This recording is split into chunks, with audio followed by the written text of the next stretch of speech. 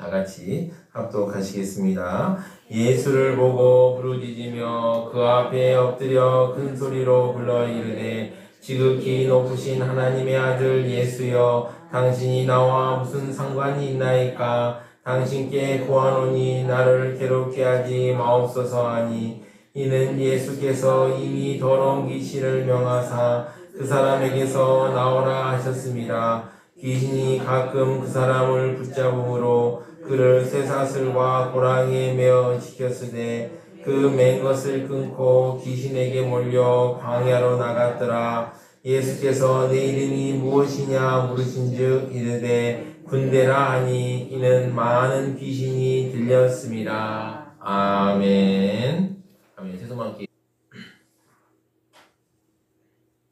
성스러운 주일 아침에 거룩하신 주의 전에 오신 사랑하는 수만기 성도님들 한 분 한 분마다 하나님의 사랑과 은혜와 축복이 넘쳐나시기를 진심으로 축원합니다. 지난 한 주 동안 평안하셨는지요? 날씨가 많이 추워서 좀 독감이 유행하고 있습니다. 저도 아까 찬양 부를 때 기침을 조금 했죠. 그래서 저도 좀 감기 기운이 있을 때마다 약을 계속 먹고 있는데요. 저도 조심하고 있습니다. 여러분, 주의 은혜 가운데 늘 강건하시기를 축복합니다. 옆에 있는 분들에게 당신의 얼굴을 보니 하나님의 사람이 틀림없습니다라고 인사하시 바랍니다. 당신의 얼굴을 보니 하나님의 사람이 틀림없습니다. 네, 감사합니다. 네, 여러분들의 얼굴을 보니까 다 하나님의 사람이다 라고 느껴집니다. 늘 감사합니다. 세상을 살아가다 보면 가련한 사람, 불쌍한 사람들을 종종 만납니다.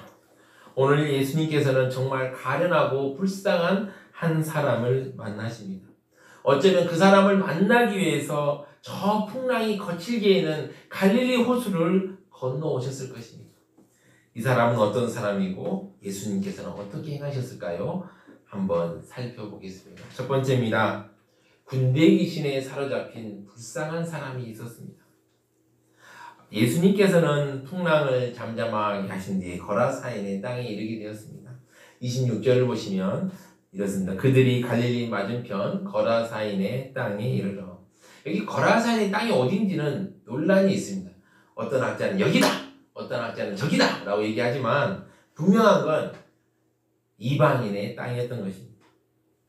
자, 예수님께서 이제 그 땅에서 이르러 이제 내렸습니다. 그런데 그때 귀신들이 이제 한 사람이 예수님께 다가오게 되었습니다. 27절을 보시면, 그래서 예수께서 육지에 내리심에 그 도시 사람으로서 귀신 들린 자 하나가 예수를 만나니, 그 사람은 오래 옷을 입지 아니하며 집에 거하지도 아니하고 무덤 사이에 거하는 자라.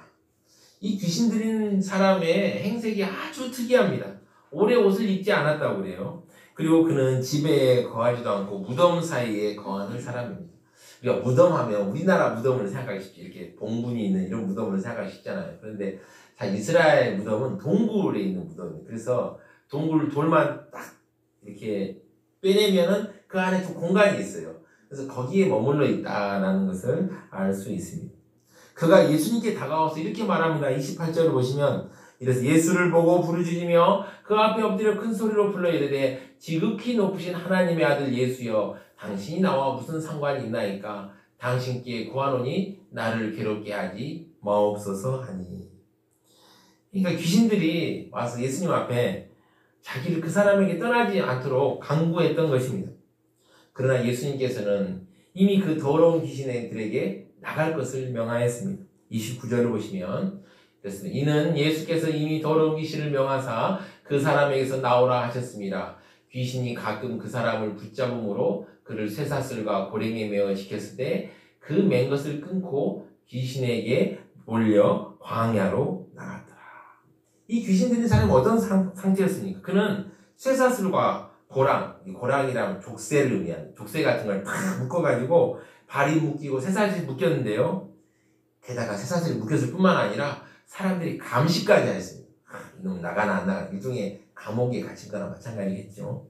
그런데 귀신이 주는 강력한 힘으로 이 쇠사슬과 고랑을 끊고 광야로 나가게 되었다는 것입니다. 바로 예수님께서는 이 귀신 들린 사람에게 이름을 묻습니다. 그런데 귀신의 대답이 놀랍습니다. 30절을 보시면 이렇습니다. 예수께서 내 이름이 무엇이냐 물으신즉 이르되 군대라니 이는 많은 귀신이 들렸습니다. 이 군대라는 게 헬라어로 레기온이라는 단어인데요. 이게 로마 1군단을 말합니다. 그러니까 1군단이면 몇 명입니까? 로마 1군단이면 한 6천 명 정도 됩니다. 중무장한 보병 6천 명. 그 다음에 그를 뒷받침해주는 기병이 120명 정도 됩니다. 생각만 해도 중무장한 로마 보병들과 기병들 얼마나 무섭습니까? 그러니까 귀신들은 자신의 세력을 과시하기 위해서 이 용어로 말했던 것입니다. 그러면서요, 귀신들이 감히 예수님에게 이래라 저래라 합니다. 31절을 보시면 무적행으로 들어가라 하지 마시기를 간구하더니, 그러니까 좋게 말하면 간구하는 거이고요, 나쁘게 얘기하면 나 힘 있어, 그러니까 나 쫓아내지 마, 이렇게 아주 일종의 시위를 벌이는 것과 똑같다고 보시면 돼요. 원래 예수님께서 명하시면 귀신들은 찝소리도 못하고 나가야 되지만은 그들은 자신들의 세력을 믿고 예수님께 계속 저항하고 있었던 것입니다.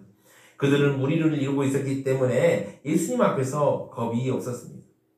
사랑하는 성도 여러분, 예수님께서 거라사 지방에서 만난 귀신 들린 자의 모습을 한번 생각해 보십시오. 성경은 이렇게 묘사하고 있습니다. 그 사람은 오래 옷을 입지 아니하며. 그는 지금 어떤 모습입니까? 왜 옷을 안 입었을까요? 어느 때부터 옷을 입지 않았을까요?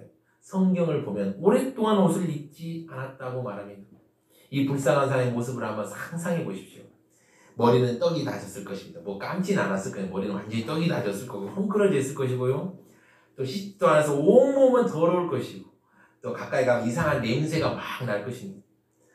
말도 뭐 제대로 했을까요? 귀신 들렸으니 얼마나 말을 제대로 했기, 이상한 말을 막 했겠죠. 알아들을 수 없는 이상한 말, 막 괴성도 지르기도 하고요. 또 막 이리저리 날뛰기도 했을 것입니다. 그는 인간이라고 볼 수 없고 그냥 짐승과 다름이 없었습니다. 게다가 그 사람은 집에도 거하지 않았습니다.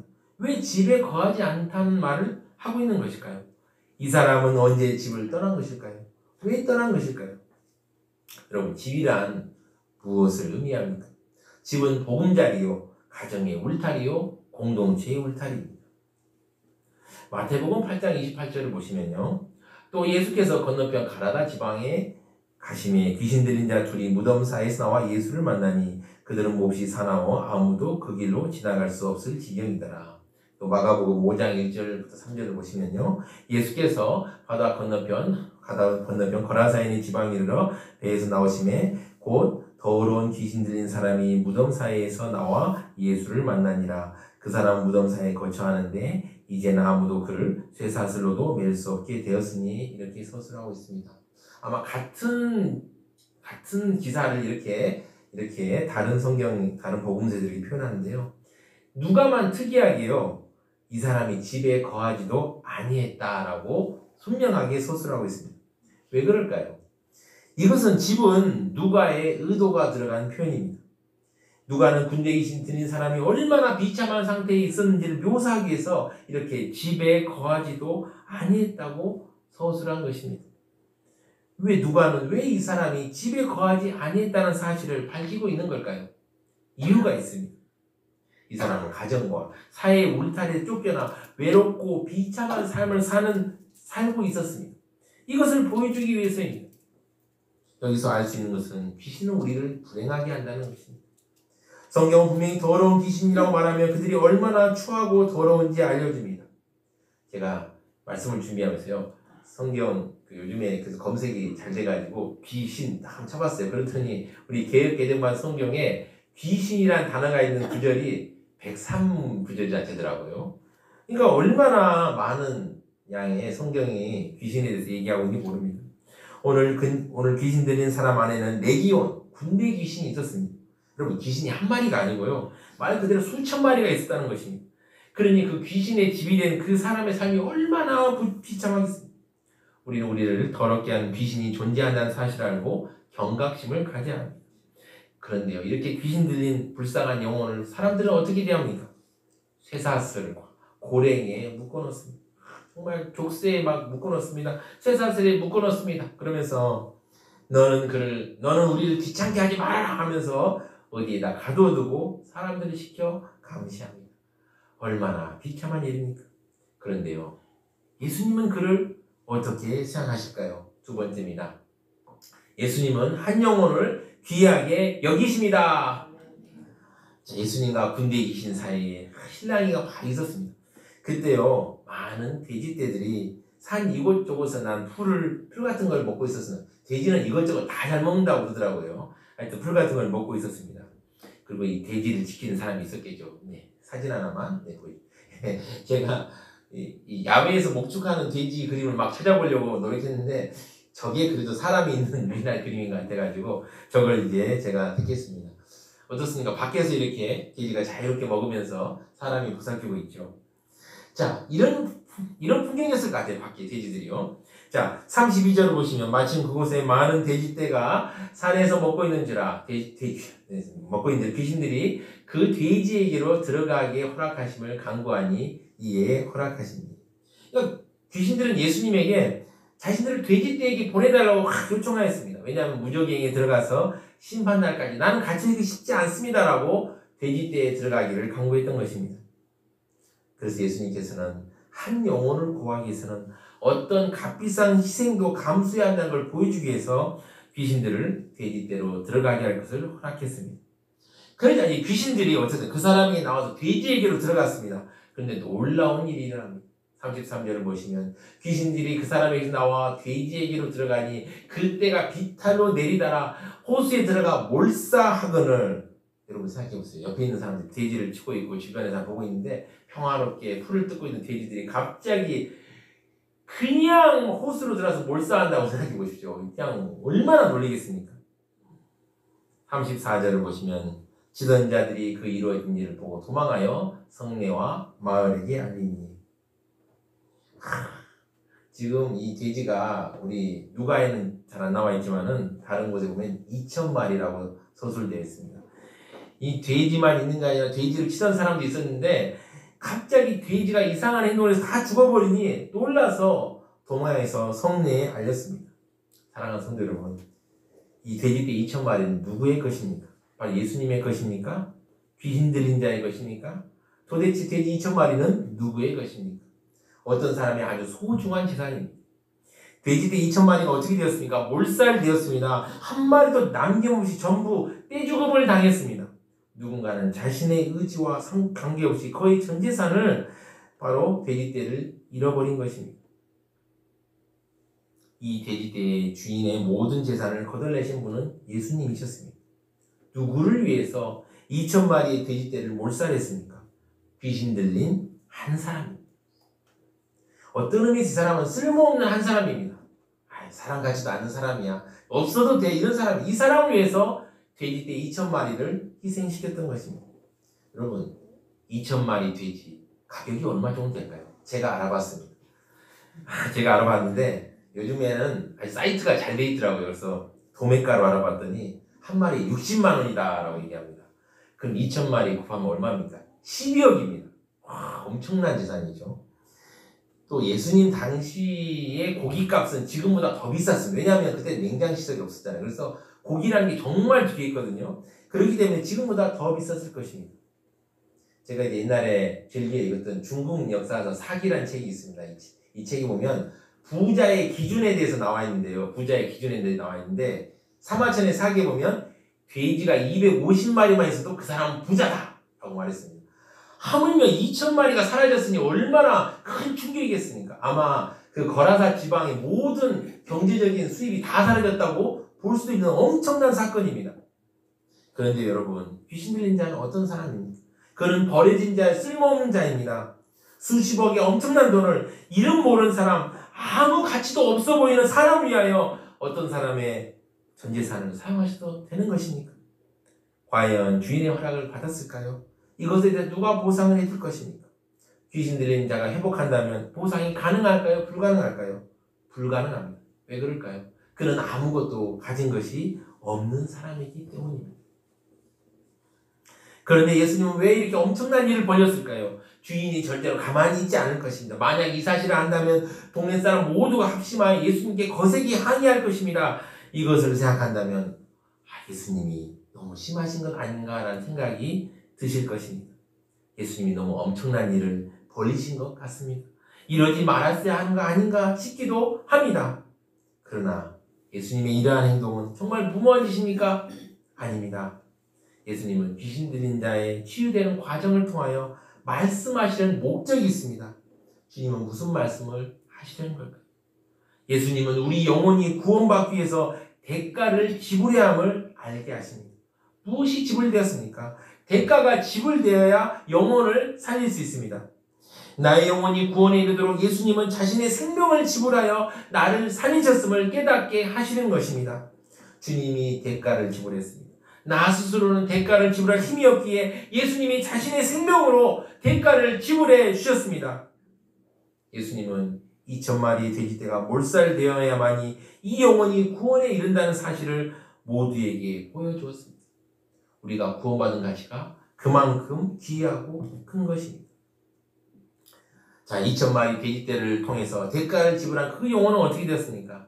온전하게 되었고 예수님의 발치에 앉아서 정상인 사람이 되었을 뿐만 아니라 구원에 이른 자가 되었습니다. 여러분 놀랍지 않습니까? 주님의 사랑은 참으로 놀랍습니다. 그래서 우리는 주님의 사랑에 매여 있을 수밖에 없습니다. 왜냐하면 주님의 사랑이 너무나 크기 때문입니다. 그래서 주님의 사랑에 우리는 주님의 사랑을 붙잡을 수밖에 없는 것입니다. 이것을 잠깐 우리 찬양 하나 합시다. 오직 주의 사랑에 매여. 네, 찬양 하나 하겠습니다. 주님의 사랑을 생각해 보시고 찬양하시기 바랍니다.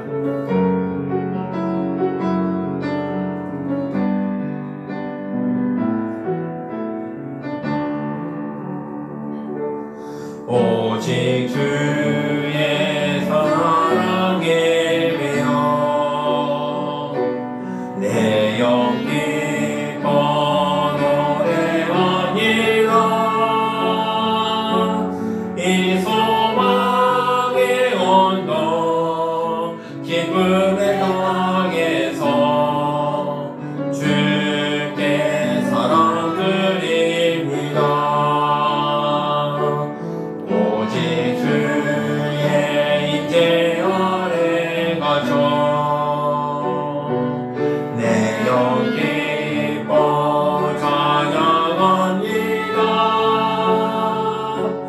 이 소명의 언덕 거룩한 땅에서 주께 경배드립니다. 주께서 주신 모든 은혜 나를 말할 수 없네. 내 영혼 즐거이 주 나를 엽니다.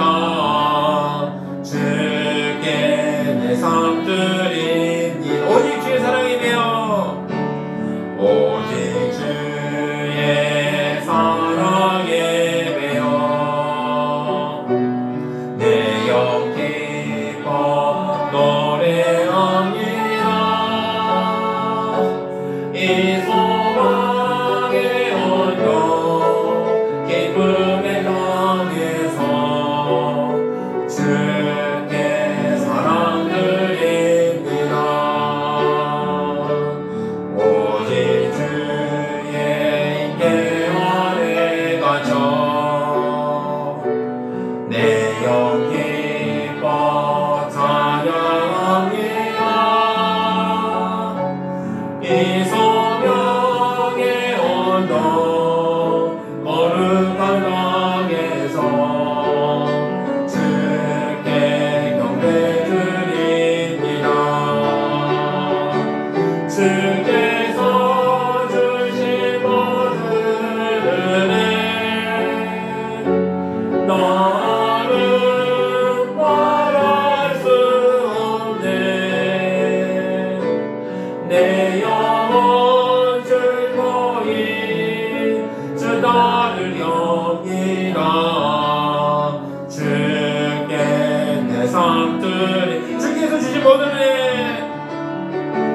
주께서 주신 모든 은혜 나를 말할 수 없네. 내 영혼 즐거이 주 나를 엽니다. 주께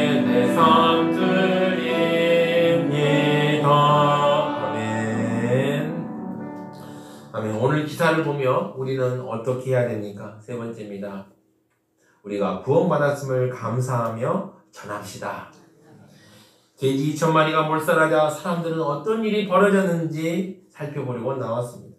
그들이 보니 귀신 들린 자가 온전한 상태로 되었음을 발견하게 되었습니다.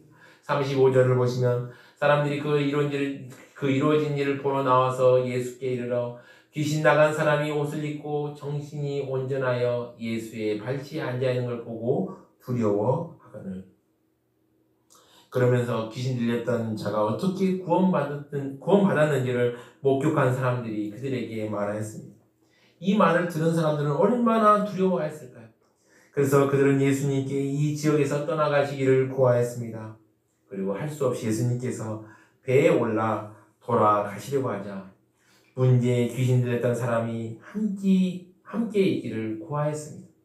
그러나 예수님께서는 그를 보내시며 말씀하셨습니다. 39절을 보시면 집으로 돌아가 하나님이 내게 어떻게 큰 일을 행하셨는지를 말하라 하시니 그가 가서 예수께서 자기에게 어떻게 큰 일을 행하시는지를 온 성내에 전파하니라. 아멘. 사랑하는 성도 여러분, 이 귀신 들린 사람을 예수님은 많은 대가를 주고 귀신의 매임에서 해방시키셨습니다. 자신이 얽매이던 귀신이 다 쫓겨나가니까 이 사람은 얼마나 기뻤을까요? 그리고 얼마나 감사했을까요? 그래서 어떻게 행동합니까? 옷을 입습니다. 예수님의 발치에 앉았습니다. 예수님의 발치에 앉았다는 것은 예수님의 가르침을 따르려는 모습입니다. 우리는 우리에게 주어진 구원을 얼마나 귀하게 생각하고 있습니까? 우리는 우리에게 주어진 구원을 당연하게 생각합니다. 마치 우리가 원래 구원받은 사람인 것처럼 생각합니다. 우리는 한 사람의 구원이 이루어지기까지 엄청난 대가가 지불되었다는 사실을 놓치지 말아야 합니다. 지금 여러분들이 지금 교회에 와서 하나님 앞에 예배 드리기까지 누군가가 얼마나 많은 대가를 지불했는지 모릅니다. 한 사람의 구원을 위하여 누군가가 엄청난 대가를 지불했습니다. 한 사람의 구원을 위하여 눈물의 기도가 있었고요. 물질이 투자되었고 시간이 투자되었고 누군가의 헌신이 있었습니다. 그 사람이 내 부모일 수도 있고요. 내 친구나 내 형제, 내 이웃일 수도 있습니다. 구원받은 그 사람은 알지 못하지만 이 사람을 위하여 많은 희생과 대가가 지불된 것은 틀림없는 사실입니다. 나의 구원을 위하여 대가가 지불되었다는 사실에 대해서 얼마나 아십니까? 내가 받은 구원에 대해서 어떤 마음을 갖고 계십니까? 내가 지불한 것이 없기 때문에, 내가 투자한 것이 없기 때문에 내가 받은 구원에 대하여 소홀하게 여길 때가 있습니다. 공짜로 받았다는 생각 때문에 소중하게 여기지 않는 분들도 있습니다. 하지만 하나님은 나의 구원을 위하여 엄청난 대가를 지불하셨습니다. 하나님은 나의 구원을 위하여 자기의 아들을 내어주셨습니다. 이것을 잊지 마십시오. 오늘 본문에서 예수님께서는 그 귀신 들렸던 사람에게 이렇게 하라고 말합니다. 39절을 다시 보시면요. 집으로 돌아가 하나님이 내게 어떻게 큰 일을 행하셨는지 말하라 하시니 그가 가서 예수께서 자기에게 어떻게 큰 일을 행하셨는지를 온 성내에 전파하니라. 아멘. 우리는 구원받았음을 감사해야 합니다. 우리의 구원은 거저 이루어지지 않았습니다. 감사해야 합니다. 저희 교회가 있는 이 동네는 참 멋지고 좋은 동네입니다. 그런데요, 저녁 8시만 넘어가면 조용합니다. 사람이 다니지 않습니다. 조용한 게 좋기도 하지만 어떨 때는 살짝 무섭기도 합니다. 원당이나 이런 데는 8시 넘어도 사람 다니잖아요. 그리고 다른 데도 막 다니지 않아요. 근데 여기는 8시만 넘어가면 사람이 다니지 않습니다. 그래서 제 아내가 혼자 가끔 나 혼자 산책 나갔다 올게요 하고 탁 나가면 제가 가만두지 않습니다. 어떻게든 제가 막 외투를 뒤집어 쓰고라도 같이 동행하려고 합니다. 누가 오나 와서 보면서 막 합니다. 제가 꼭 동행하려고 애쓰고 있습니다. 이렇게 조용한 거리에 바로 경찰분들이 탁 차로 순찰을 도는 모습을 보면 마음이 든든해집니다. 아, 저분들 때문에 우리가 안전하게 살고 있구나. 우리나라는 참 너무 감사한 게 경찰을 딱 부르잖아요. 금방 옵니다. 경기도 평균 경찰을 부르면 오는 시간이 몇 분인 줄 아십니까? 4분 30초입니다.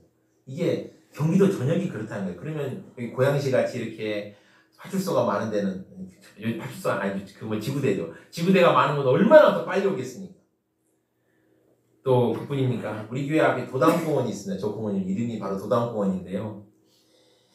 얼마나 많은 분이 오셔서 청소도 하고 풀도 뽑고 낙엽도 치워주는지 모릅니다. 참 얼마나 감사한지 모릅니다. 우리는 예수님을 통해 주어진 구원을 소중히 여기고 감사해야 합니다. 나아가 감사할 뿐만 아니라 하나님께서 여러분들에게 베푸신 은혜를 전하기를 힘써야 합니다. 예수님께서는 그 귀신 들렸던 자에게 집으로 돌아가 하나님이 내게 어떻게 큰 일을 행하셨는지 말하라고 명령하셨습니다. 사랑하는 성도 여러분, 우리도 하나님께서 내게 어떤 일을 행했는지 전해야 합니다. 이것이 무엇입니까? 바로 전도인 것입니다. 이것을 우리 찬양 하나 했습니다. 찬송가 505장 온 세상 위하여 힘차게 찬양하시겠습니다. 박수로 찬양하겠습니다.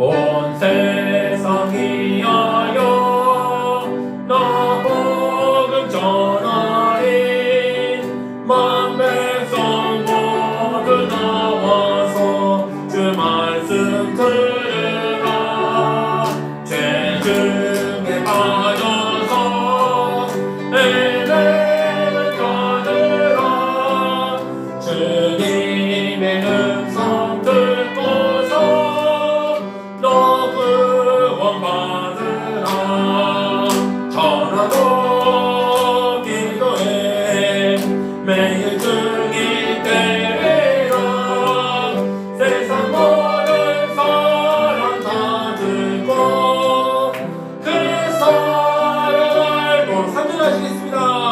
온 세상 위하여 주의 임하니 주 예수 이름 비니고 이 복음 전하라 먼 곳에 나가서 전하지 못해도 나 어느 곳에 있든지 늘 기도인쓰리 전하고 기도해 매일 증인 되라 세상 모든 사람 다 듣고 그 사랑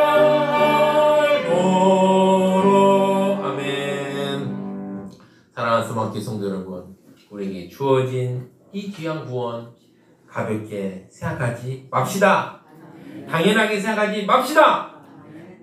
우리를 구원으로 인도하신 하나님께, 그리고 우리는 모르지만 우리를 위해 남몰래 수고한 분들에게 감사합시다. 지금 여러분이 이 자리에 앉아서 구원의 은혜를 누리는 것은 작지만 놀라운 기적입니다. 우리는 지금 기적의 현장 가운데 있습니다. 옆에 있는 분들이 지금 우리는 기적의 현장 가운데 있습니다라고 말씀하시 바랍니다. 지금 우리는 기적의 현장 가운데 있습니다. 네, 여러분이 앉아 계신 것 자체가 바로 기적인 것입니다. 사랑하는 수막기 성도 여러분, 구원의 은혜 감사하십시오. 그리고 이 구원의 은혜를 나 혼자만 알지 마십시오. 주변 사람들이 널리 전합시다. 어떻게든 전파합시다. 저도 우리 교회 지금 이렇게 SNS나 뭐 이런 거 합치면 한 4개 정도로 채널을 운영하고 있거든요. 그 네이버 블로그, 그다음 인스타, 그다음 홈페이지, 그다음 유튜브 4개를 운영하고 있습니다. 4개를 운영해서 어떻게든 이 복음이 계속 전파되도록 애쓰고 있고요. 또 떡볶이 전도, 또 주중 전도도 힘쓰고 있습니다. 여러분들도 주변에 하나님께 여러분들에게 베푸신 은혜를 전하시기 힘쓰십시오. 뭐 어렵죠. 요즘 전도가 참 어렵습니다. 얘기하면 교회 가자고 이렇게 얘기할 수도 있지만 여러분 그냥 하나님께서 내게 은혜를 베푸셨어. 너도 그 은혜를 받았으면 좋겠어 라고 그냥 가볍게 전하시면 됩니다. 만약에 전하기 어려우시면 우리 교회 또 뒤에 보시면 전도지가 있거든요. 그래서 전도 주시면서 한번 살펴봐 이렇게 얘기해도 됩니다. 여러분 부담 갖지 마십시오. 여러분이 한 사람 한 사람 이렇게 전하고 할 때 나중에 하나님께서 이렇게 칭찬하실 것입니다. 잘하였도다 착하고 충성된 종아 내가 적은 일에 충성하였음에 내가 많은 것을 내게 맡기리니 내 주인의 즐거움에 참여할지어다. 아멘. 주님께서 귀하게 주신 구원을 감사함으로 누리며 아름답게 전하시는 사랑하는 수많게 성도님들 되시기를 진심으로 축원합니다. 다 같이 합심하여 기도하겠습니다. 하나님께서 주신 구원에 감사함에 널리 전하도록 이 기도 제목 두고 주여 한번 해주고 힘차게 기도하시겠습니다. 주여! 주님 감사합니다. 하나님께서 우리에게 구원을 허락하셨습니다. 이 구원이 거저 이루어진 것이 아님을 아버지 오늘 다시 한번 말씀을 통해 깨닫게 하시니 감사합니다. 아버지 우리에게 주어진 구원 감사하며 아버지 구원의 은혜와 감격을 널리 전할 수 있도록 붙들어 주시옵소서. 하나님께서 내게 어떤 일을 행했는지 아버지 전하는 우리가 될 수 있도록 붙잡아 주시옵소서. 아버지 붙들어 주십시오. 우리에게 담대함을 허락하시고 능력을 허락하시고 힘을 허락하셔서 아버지 내 가운데서 아버지여 하나님의 아버지 구원의 은혜를 널리 전하는 아름다운 아버지여 한 사람 한 사람 될 수 있도록 우리들 지켜주시고 붙잡아 주시고 함께하여 주시옵소서.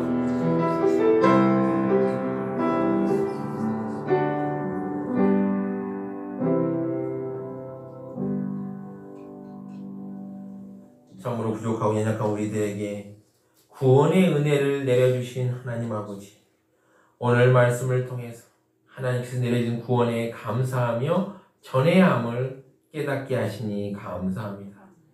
우리에게 주어진 소중한 구원에 감사하며 널리 전하는 우리가 될 수 있도록 인도하여 주시옵소서.